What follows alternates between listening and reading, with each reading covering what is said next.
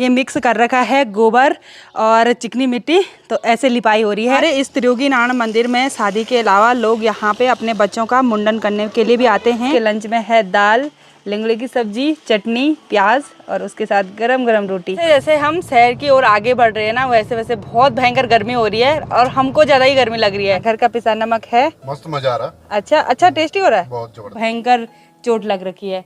और बोलना क्या बोल रहा था, वहाँ पे नहीं रोया। सबसे पहले आप सभी को मेरा प्यार भरा नमस्ते। मेरा नाम है प्रियंका तिवारी और मैं हूँ देवभूमि उत्तराखंड के खूबसूरत गांव त्रियोगी नारायण से, और आप सभी का स्वागत करती हूँ केदार घाटी के इन खूबसूरत पहाड़ों से। अभी सुबह के 9 बज रहे हैं, मैं बिल्कुल रेडी हो गई हूँ और आज का सफ़र हमारा काफ़ी लंबा होने वाला है, क्योंकि आज मैं जा रही हूँ अपने त्रियोगी नारायण वाले घर से अपने देहरादून वाले घर की ओर, क्योंकि बच्चे को छोड़े काफ़ी दिन हो गए हैं, करीब 20-21 दिन हो गए हैं। तो बच्चे को मेरी याद आ रही है, तो बच्चे के पास भी जाना ही पड़ता है। तो चलिए आज का खूबसूरत सफ़र शुरू करते हैं। तो हमारे यहाँ मेरी भांजी मोनिका भी आ रखी थी और आधे रास्ते तक वो भी हमारे साथ आएगी। मेरे हस्बैंड भी तैयार हो गए हैं और बालेश्वर ने तो बैग वगैरह पकड़ लिए हैं, बोला नीचे तक मैं छोड़ने के लिए आता हूँ, क्योंकि जब हम जाते हैं ना तो बालेश्वर उदास हो जाता है हमारे बिना, है ना। हाँ बोल रहा है वो। हमारे पड़ोस में देखिए दीदी जी अपने आंगन की लिपाई कर रही है और यहाँ पे उन्होंने जौ निकाल रखे हैं, मैं दिखाती हूँ आपको। उन्होंने देखिए ये मिक्स कर रखा है गोबर और चिकनी मिट्टी, तो ऐसे लिपाई हो रही है। जहाँ पे खांचे खांचे होंगे उन पे लिपाई हो रही है और ये सूखेगा। उसके बाद ये जौ है ना, उसकी मंडाई यहाँ पे होगी। पहले जौ के उस पौधे से जौ की बाल को अलग करेंगे, ऐसे काट के बिल्कुल अलग कर देते हैं इस तरह से, तब वो सूख जाते हैं, फिर यहाँ पे कूटते हैं।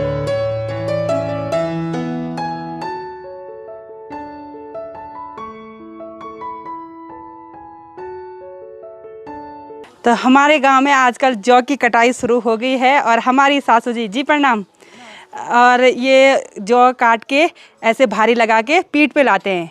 हमारे गांव में तो पीठी पे लाते हैं। हो रखे जौ, अच्छा पक रखे हैं अच्छी तरह से। ये देखिए आज हम नीचे रोड में मंदिर के रास्ते से जा रहे हैं, क्योंकि मोनिका ने कहा कि मंदिर के दर्शन कर लेते हैं और मंदिर में काफ़ी भीड़ दिखाई दे रही है। जय हो नारायण भगवान की, नारायण भगवान सभी की मनोकामना पूरी करे।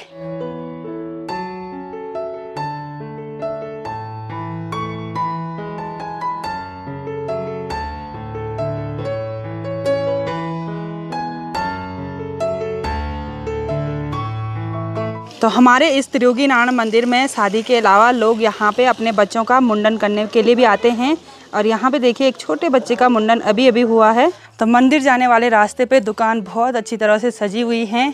आपको पूजा सामग्री और जो भी सामान होता है, माला वगैरह, तो वो सब अच्छे अच्छे रेट पे मिल जाएंगे। अपने गांव के मंदिर से मैंने ये 2 पैकेट विभूति के लिए, क्योंकि यहाँ का प्रसाद यही होता है। और जब मैं देहरादून जाती हूँ ना, तो पड़ोस की जो दीदी लोग हैं वो बोलते हैं कि अपने यहाँ की विभूति क्यों नहीं लेके आए, तो इस बार मैंने 2 पैकेट रख दिए हैं। आज हमारे आराध्य देव क्षेत्रपाल महाराज जी के मंदिर में भी पूजा है और यहाँ पे गांव के लोग इकट्ठा हो रखे हैं, जिनके यहाँ कुछ दिन पहले शादी हुई होगी ना, तो वो 1 महीने के अंतर्गत भगवान क्षेत्रपाल की पूजा करते हैं।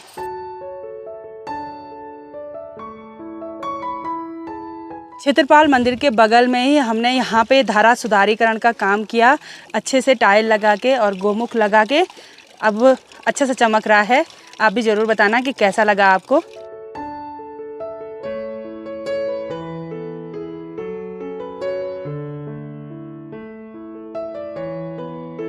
तो चलिए जी, अब हम बढ़ते हैं सफ़र में आगे और मेरे हस्बैंड हमको इधर ही साइड लेने के लिए आगे। अभी हमारी गाड़ी बिल्कुल फुल हो गई है, क्योंकि रास्ते में ये भारती और दीदी लोग जा रहे थे मजोसी तक। वहाँ पे आज शायद किसी का मुंडन संस्कार है, तो वहाँ जा रहे थे। तो अभी गाड़ी फुल हो गई है और उनको भी हाँ, इनको कचमड़ हो गया। सासू जी और मोनिका तो किमाड़ा वाले घर में जा रहे हैं। Bye bye. सासू जी इस बार नहीं आ रही हैं देहरादून, बोल रही हैं मेरे घर में मेरी खेती है। बल जा तो सुदिन आ रहे लग्या जा वाह, बाय बाय।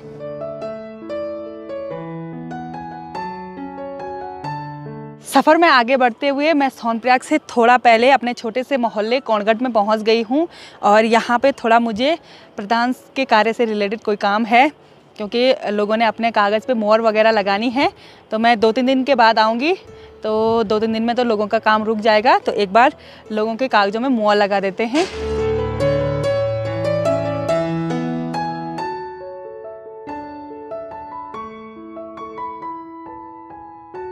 सफ़र में आगे बढ़ते हुए हम सोनप्रयाग में पहुंच गए हैं और यहाँ पे थोड़ा बहुत भीड़ दिखाई दे रही है।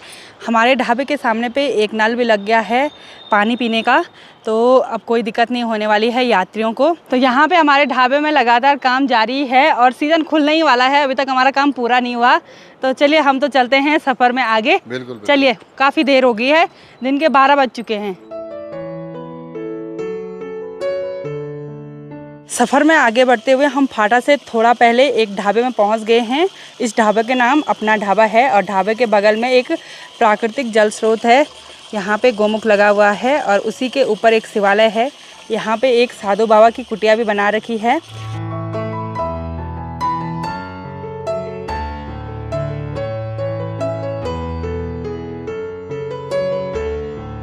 आज का टेस्टी लंच आ गया है और जो ये ढाबा है ना, वो हमारे भांजे का है। तो भांजा हमको खाना परोस रहा है। कैसे चल रहा है होटल? चल ही रहा है। अच्छा, तो बहुत बढ़िया लोकेशन पे है, बहुत अच्छी जगह पे है। और आज के लंच में है दाल, लेंगड़े की सब्जी, चटनी, प्याज और उसके साथ गरम गरम रोटी। आज का लंच अपना ढाबा में कर दिया है और बहुत टेस्टी घर जैसा खाना यहाँ पे खाने को मिलता है। तो अब चलते हैं, अब कहीं नहीं रुकना है हमने। शायद मेरे हस्बैंड रुकेंगे रुद्रप्रयाग में, वो बात अलग है, क्योंकि बोल रहे थे मेरा काम है कुछ।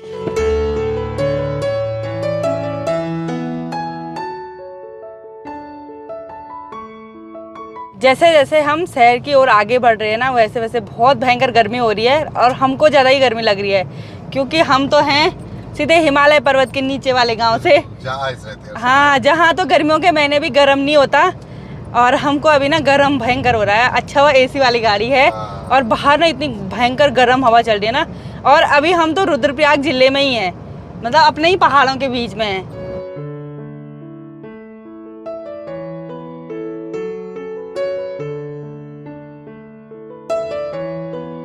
खूबसूरत से सफ़र में आगे बढ़ते हुए हम पहुंच गए हैं देवप्रयाग में और यहाँ का नज़ारा काफ़ी सुंदर है, देखने लायक है।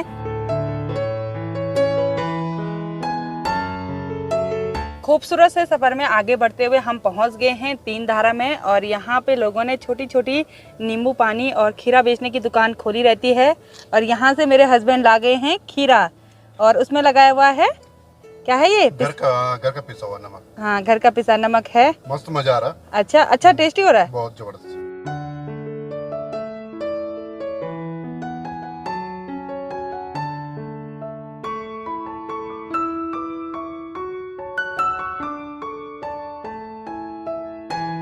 फाइनली मैं देहरादून वाले घर में अपने बच्चे के पास पहुंच गई हूँ, क्योंकि काफ़ी टाइम हो गया था मुझे गांव में और इसको भी खुदारी थी और इसने ना चोट लगा रखी है, ये देखिए पैर पे। मतलब इसके दोस्त के साथ टक्कर हुई बोला और फिर गिर गया, इतनी भयंकर चोट लग रखी है। और बोलना क्या बोल रहा था, वहाँ पे नहीं रोया? क्यों नहीं रोया? इज्जत का सवाल था। अच्छा, इज्जत का सवाल था बोला, मतलब वहाँ पे रो लेता तो इज्जत चली जाती।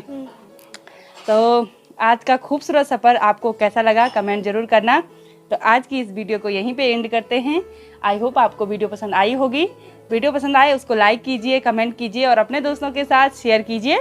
मैं प्रियंका योगी तिवारी मिलती हूँ आपको अपनी अगली नई वीडियो में। तब तक के लिए जय देव उत्तराखंड।